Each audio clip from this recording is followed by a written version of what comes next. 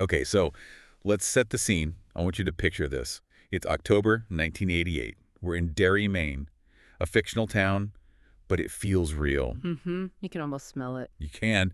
And the rain is it's not just raining, it's hammering down. It's that kind of cold, relentless New England storm that just soaks everything. It feels oppressive from the very first shot, doesn't it? Like the town is drowning. Totally. The gutters are overflowing. They're like these little angry rivers rushing down the street.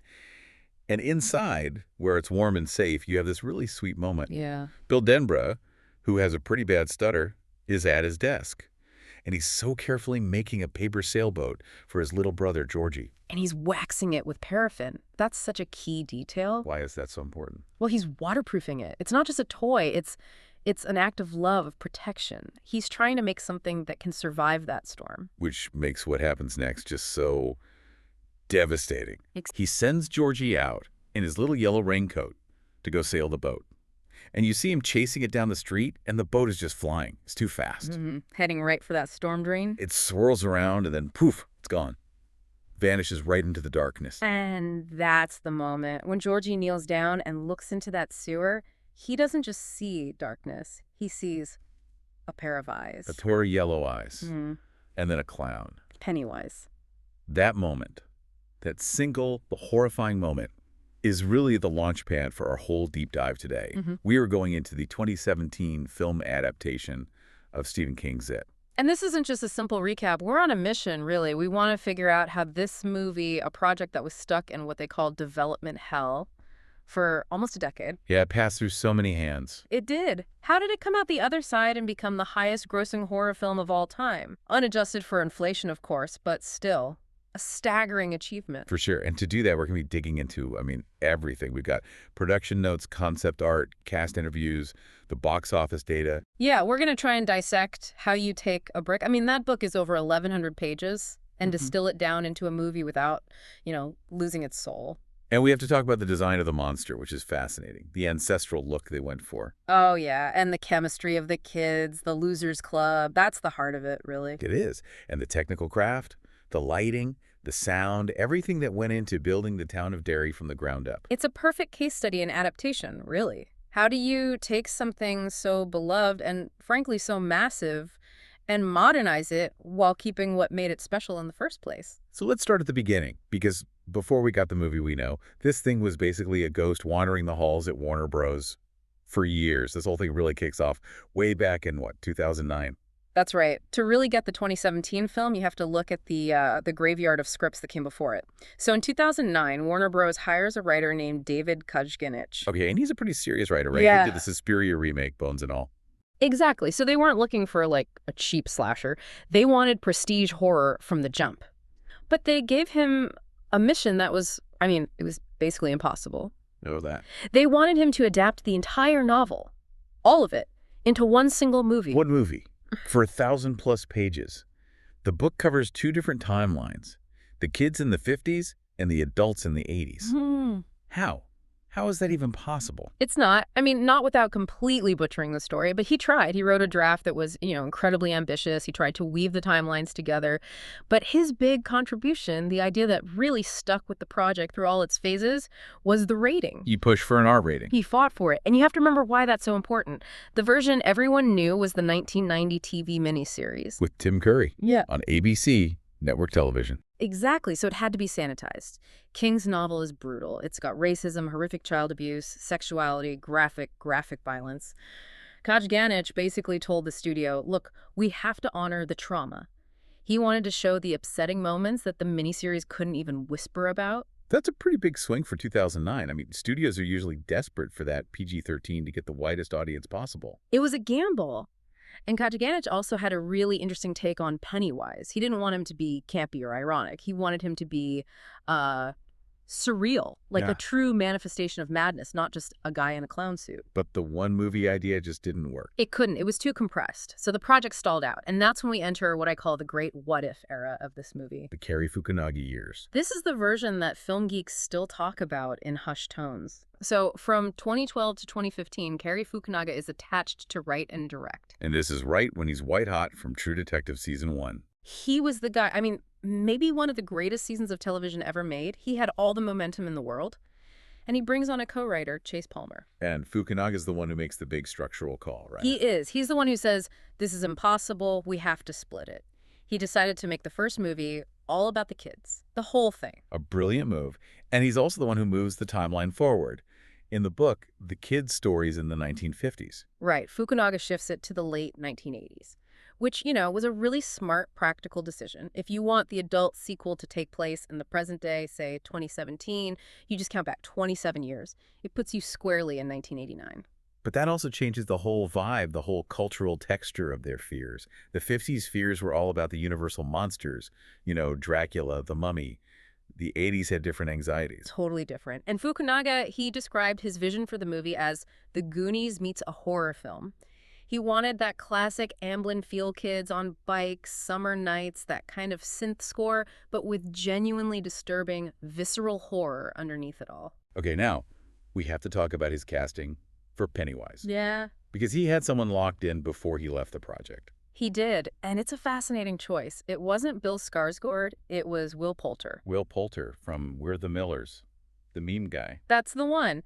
And by all accounts, his audition was absolutely terrifying. Fukunaga was completely blown away. Poulter has this incredibly expressive face, very unique bone structure.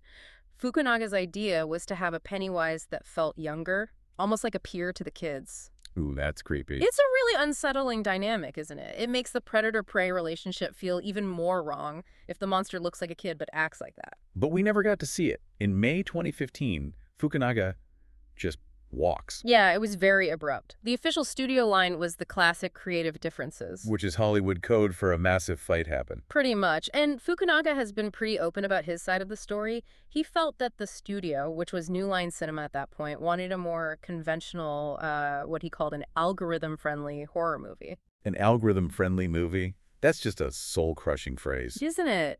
It means they wanted jump scares at predictable intervals. They wanted character archetypes you could sell easily. Fukunaga wanted to make a complex character drama that happened to have a monster in it. He wanted to make what he called an unconventional horror film. And he felt the studio was trying to micromanage his vision. There's a budget dispute, too. A huge one.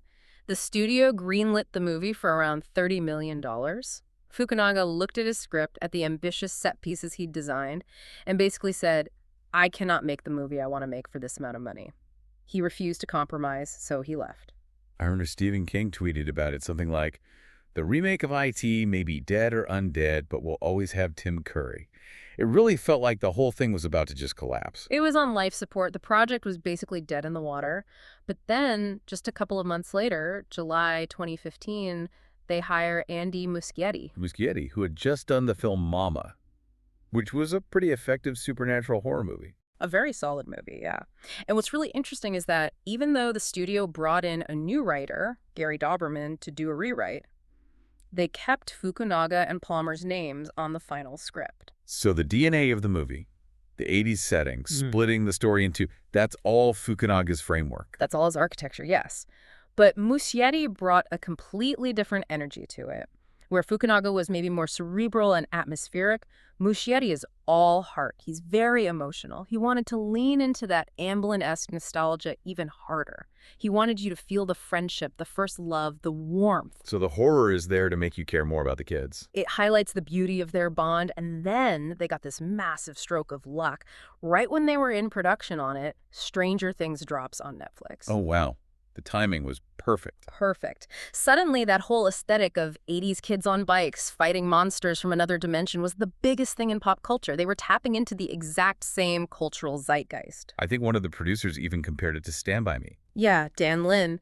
He said the goal was to make a movie where even if you took the clown out of it completely, you would still love watching these kids just hang out for 2 hours. And that's the secret to Stephen King, isn't it? Yeah. The monsters are scary, but you're there for the people. 100%. If you don't fall in love with the Losers Club, you just don't care if Pennywise eats them. And Muschietti understood that in his bones. Okay, so Muschietti is in. He's got the script. But he has a huge problem. Will Poulter had to drop out because of scheduling conflicts. They've got no clown. And that's the whole movie. You can't make it without it. So this huge casting search begins, and they looked at everybody. Who are some of the other names? Well, they considered Mark Rylance, which, Yeah. wow. That would have been a very quiet, theatrical, unsettling Pennywise. Very different. They looked at Hugo Weaving. Agent Smith as Pennywise. That would have been intense, maybe too intense. It might have been, yeah. And they really wanted Ben Mendelsohn, from Rogue One, Bloodline. Oh, he would have been incredible. He has that perfect mix of charming and completely unhinged. He does, but apparently the studio asked him to take a significant pay cut to do it, and he said no, which is a shame. That's a real what if. So how did they land on Bill Skarsgård? Yeah. He was much younger, not as big of a name at the time. They went in a totally different direction. Muschietti said that what Skarsgård brought to his audition was this feeling of pure madness and unpredictability. He described his physical performance as being glitchy. Glitchy is the perfect word for it. When you watch him in the movie, the way he moves, it's not human. It's like a corrupted file or a puppet with its strings all tangled up. Yeah, and Skarsgård had this really smart intellectual way of thinking about the character.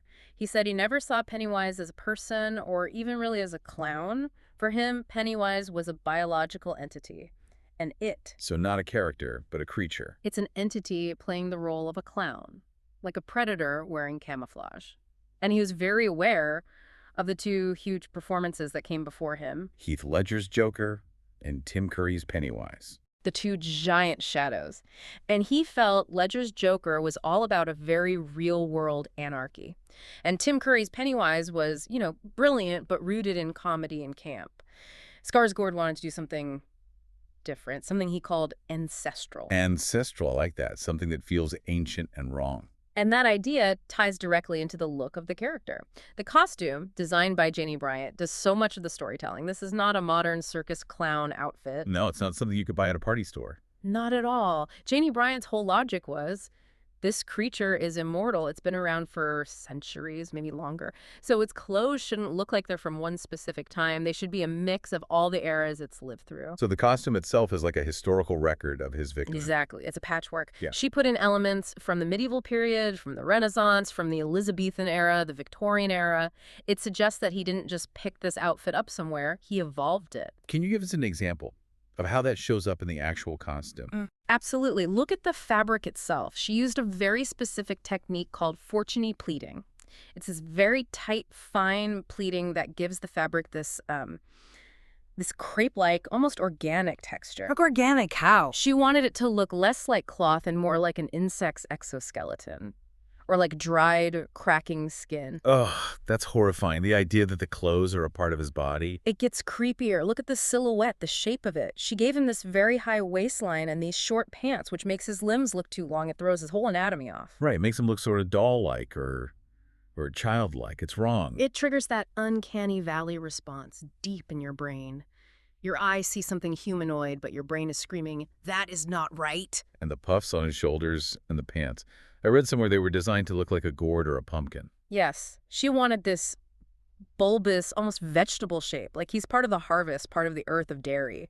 A natural predator, like a fungus that grows in the dark. And the color palette. It's not the bright red and yellow you'd expect. It's a dirty, dusky gray. It's designed for camouflage.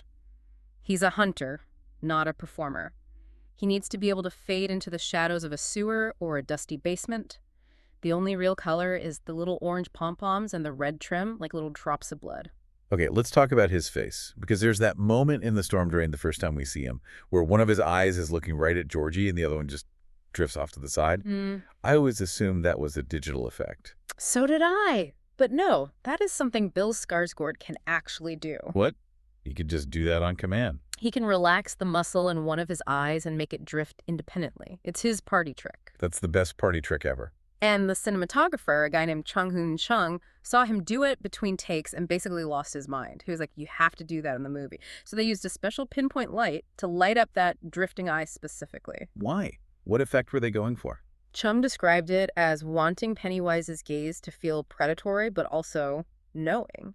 He compared it to the look a mother gives when she's scolding her children. Oh, that is so much worse. It's intimate. It's not just a monster. It's a monster who knows your secrets. It's a monster who thinks it earns you, and then you have the drool. Right. He's constantly drooling in the movie. That was another happy accident. The prosthetic teeth they made for him were so large that he literally couldn't close his mouth all the way, so he was just drooling constantly. And at first he was trying to wipe it away, and the director, Muschietti, was like, no, keep it. That's perfect. It gives him this rabid, hungry quality. Yeah. Like a starving animal. Exactly. And Muschietti used that performance, that whole terrifying package, in a very smart way on set with the child actors. He kept them separated, right? He did. The kids who played the Losers Club were never allowed to see Bill Skarsgård in his full makeup and costume until the cameras were rolling on their very first scene together. So the first time they see Pennywise is the first time they see Pennywise.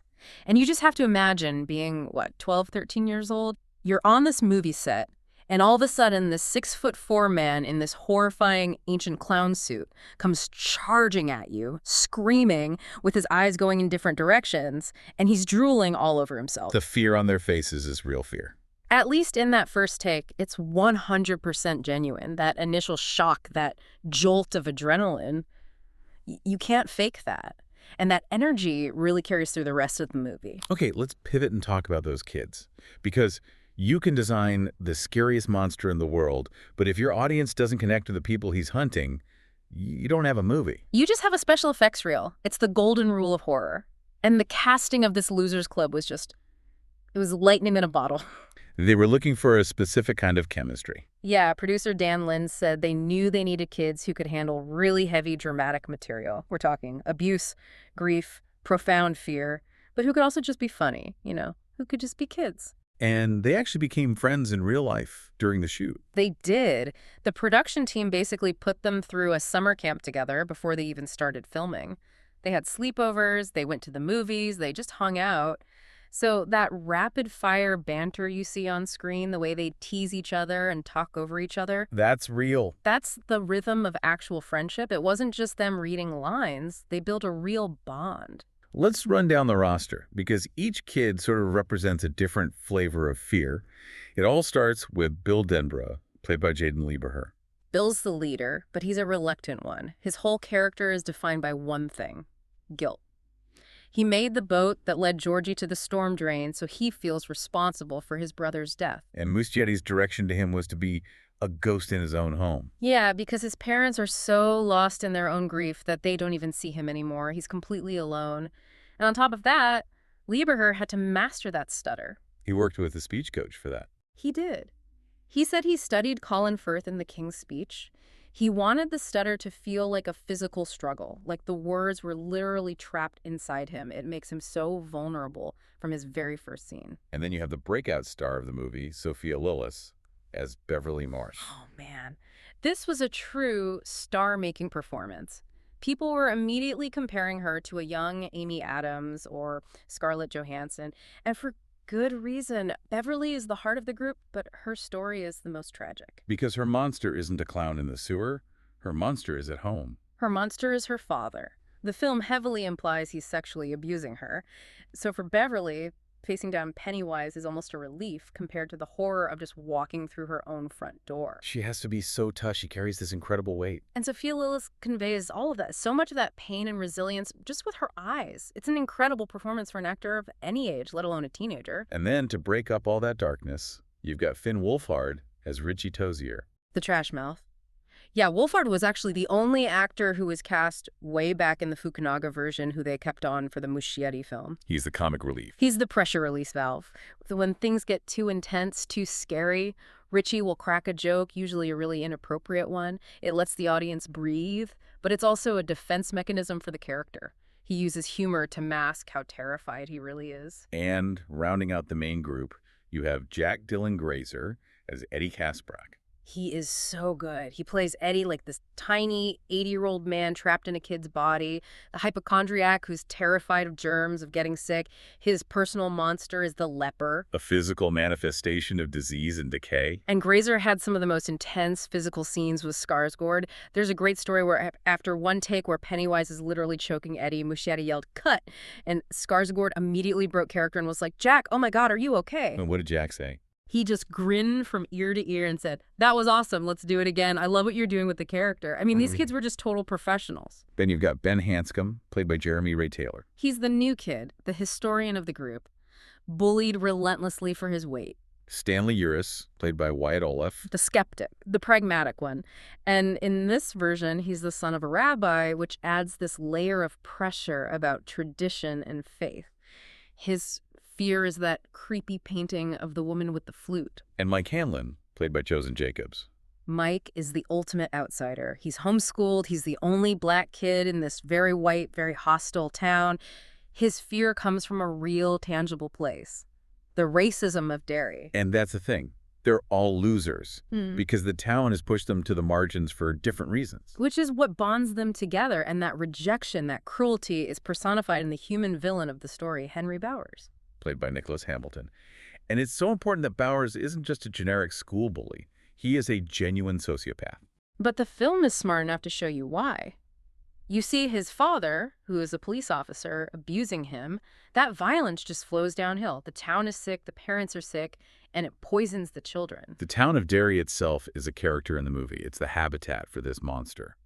But they didn't actually film in Maine? No, it was mostly filmed in Port Hope, Ontario, in Canada. A really beautiful little town that the production team had to kind of make ugly. What did they do? Well, they had to go around and replace all the Canadian flags with American ones. They built that huge Paul Bunyan statue from the book right in the middle of the town square. My favorite little detail was the marquee on the local movie theater. It was showing Tim Burton's Batman and Lethal Weapon 2. Which perfectly locks the setting into the summer of 1989. But the real triumph of the production design, I think, was the house on Neibolt Street.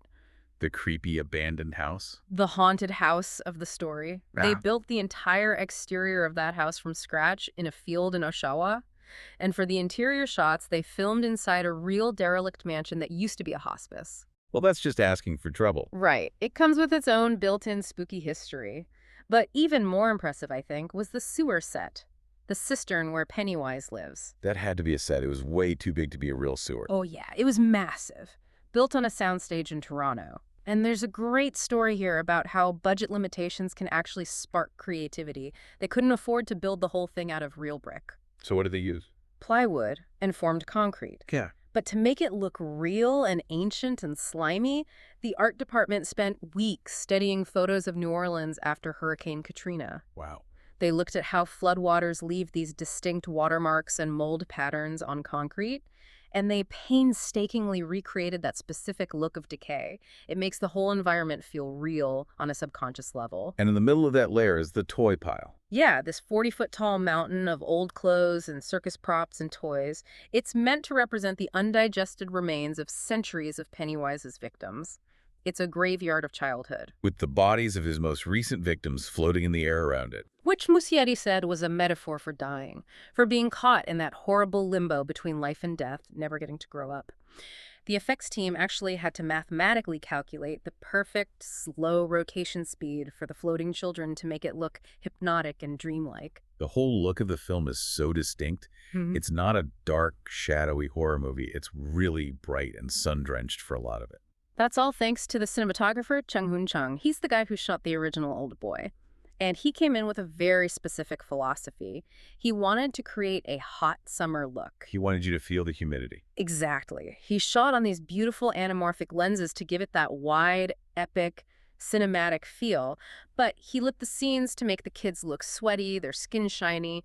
The idea was that by making the normal world look so bright and real and beautiful, it makes the appearance of Pennywise, this gray, unnatural thing, that much more jarring and terrifying. He's not a creature of the shadows. He can get you in broad daylight. Which is fundamentally scarier, isn't it? There's nowhere to hide. It also plays into that Amblin nostalgia. It looks and feels like a summer adventure movie, right up until the point that blood starts shooting out of a bathroom sink. So let's talk about the story itself. Yeah. As we said, the movie only adapts the first half of the book, when the characters are children. They figure out that this creature, it, awakens every 27 years to feed on the children of Derry. And they learn its secret. It feeds on fear. That is the core mechanic of the story. Pennywise isn't just malicious, he's biological. He has a metabolism.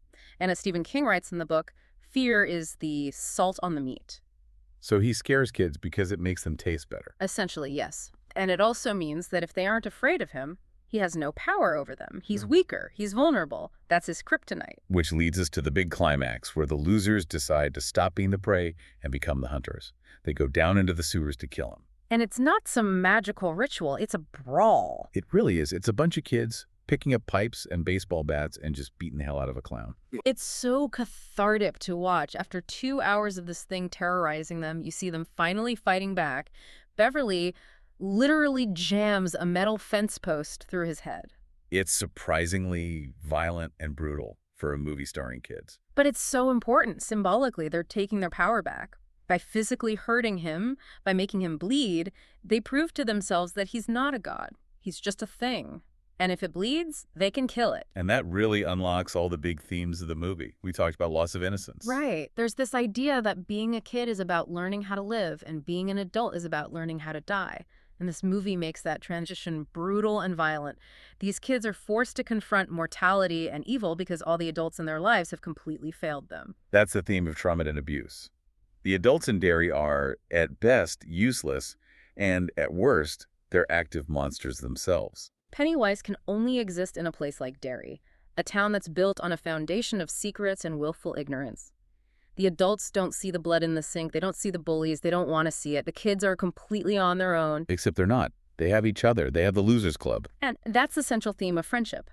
Individually, each of these kids is broken in some way, but together, they form a single, strong unit. They complete each other, and Pennywise knows that. He's constantly trying to split them up, to isolate them, because he knows that's the only way he can win. So you take all of these ingredients, the 80s nostalgia, the genuinely terrifying clown, the powerful coming-of-age story, and you drop it into theaters in September of 2017, and it just explodes. The marketing campaign was a work of art. The first trailer they released just shattered records. It got, 197 million views in the first 24 hours, a global record at the time. I remember the viral marketing.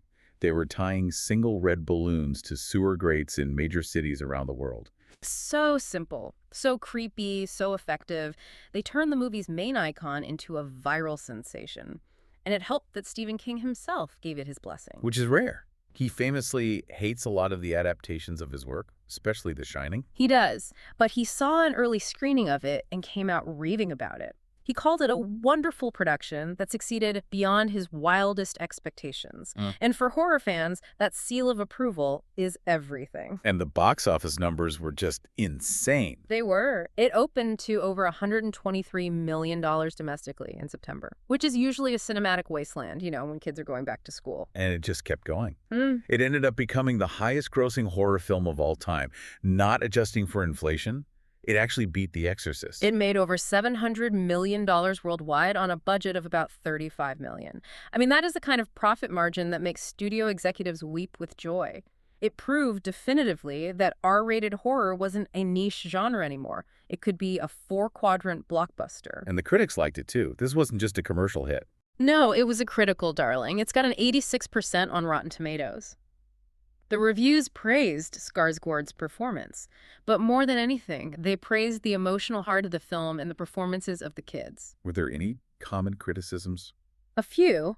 Some critics felt that it relied a little too heavily on loud, telegraphed jump scares, that it wasn't as subtle or atmospheric as it could have been, but that's a minor quibble, really. For the most part, it was hailed as a new classic of the genre. And since the movie was officially titled It, Chapter 1, a sequel was obviously a sure thing. Yep. Chapter 2 came out in 2019. It picks up the story 27 years later with the losers as adults. And they got a fantastic cast. Jessica Chastain as Beverly, James McAvoy as Bill Hader as Richie. Bill Hader was the MVP of that movie. He was incredible. He stole the entire film. But the sequel as a whole got a much more mixed reception. It was very long, almost 3 hours, and the tone was a bit all over the place. It's just really hard to recapture that lightning-in-a-bottle chemistry of the kids when you're dealing with a bunch of 40-year-old movie stars. It felt more like a big fantasy epic than an intimate horror story. That's a good way to put it. But the story isn't over. We have the prequel series, Welcome to Derry, coming soon. It's a series for HBO, and the big news is that Bill Skarsgård is officially coming back to play Pennywise again. So it's going to explore the earlier history of the town, some of the previous 27 years cycles of violence. which just goes to show how iconic this version of the character has become. Absolutely. Skarsgård's Pennywise is right up there now in the horror pantheon with Freddy and Jason and Michael Myers. He created a new monster for a new generation. So to sort of wrap this all up, it from 2017 wasn't just another horror remake. It was a really smart reimagining that managed to balance that warm 80s nostalgia with some genuinely aggressive, modern horror filmmaking. It took this huge, sprawling, messy novel and found its emotional core, the shared trauma of growing up. It proved that a horror movie could be a massive blockbuster that was also deeply moving, and reminded a whole lot of people why they were scared of clowns in the first place. So here's a final thought for you to chew on as we finish up. Muschietti, the director, he often said that Pennywise wasn't just scaring the kids with monsters. He was forcing them to confront very real, very adult fears. Their own mortality, abuse from their parents, abandonment.